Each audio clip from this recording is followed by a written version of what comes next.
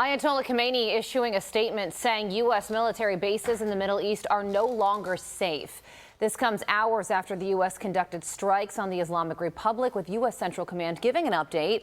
Spokesman Timothy Hawkins saying, quote, U.S. forces conducted self-defense strikes in southern Iran today to protect our troops from threats posed by Iranian forces. Targets included missile launch sites and Iranian boats attempting to emplace mines.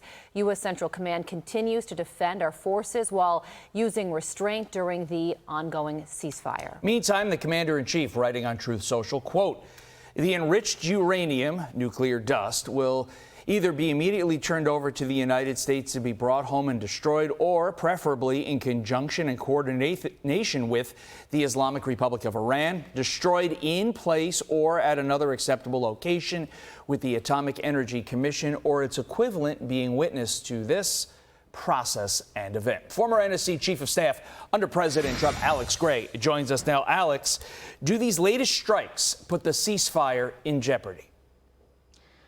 Hey, Todd, good to be with you guys. I don't think they do necessarily because, look, the Iranians know that the blockade is having an extraordinary effect on them. They're having to readjust their supply chains from the Gulf to Central Asia. It's been a very traumatic couple of months for the Iranian economy and for the regime itself.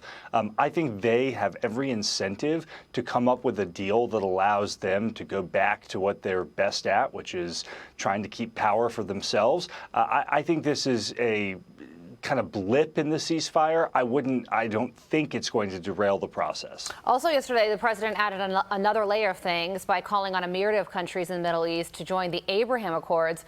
Writing on Truth Social, I stated that after all the work done by the U.S. to try and pull this very complex puzzle together, it should be mandatory that all of these countries, at a minimum, simultaneously sign on to the Abraham Accords. It may be possible that one or two have a reason for not doing so, and that will be accepted. But most should be ready, willing, and able to make this settlement with Iran a far more historic event than it would otherwise be. The countries listed included Saudi Arabia, Qatar, Egypt, Pakistan, Turkey, Jordan. Explain why the president is calling for this at this time and the likelihood that this will actually happen. So, Carly, I think this is actually a strategic masterstroke. If you go back to the first Trump administration, and really the main diplomatic achievement of not just the Trump administration, but really of the last 50 years, was getting the Abraham Accords done. And what was it that stopped us? It was Joe Biden's inability to make any progress during his administration. Well, now the president has this extraordinary leverage to expand those accords. And the leverage is that the Gulf states have suffered economically from Iran's missile strikes, Iran's aggression. They want to see some sort of accord. They want to see a diplomatic solution. Well, what's a better way to get a diplomatic solution than to have the Gulf Arab states put pressure on Iran to get their economies back on track? And in exchange, the United States requires them to recognize Israel and join the accords. It's actually a brilliant strategic stroke by President Trump, and it's going to leave the region much better off than it was before the war started. Let's go beyond that. What would it mean for our kids, our grandkids, and beyond if not only was President Trump able to eliminate the possibility of a nuclear Iran, but also bring peace to the Middle East, where literally there has never been peace? What would that mean, Alex?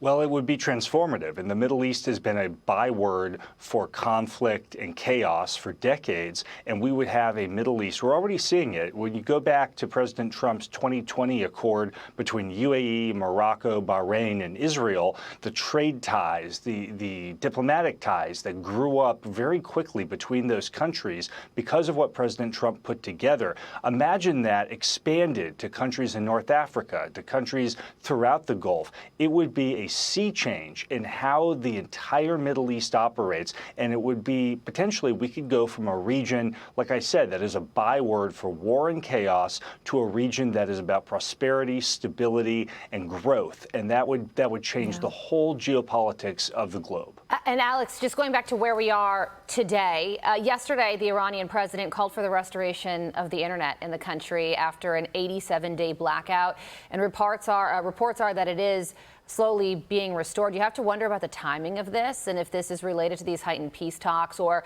could it be the state of the economy, of course, in shambles, due in part to this internet blackout? What do you think? Well, look, the blackout that the Iranian regime imposed did a tremendous amount to damage their own people, to damage the economy that was already suffering from their own mismanagement.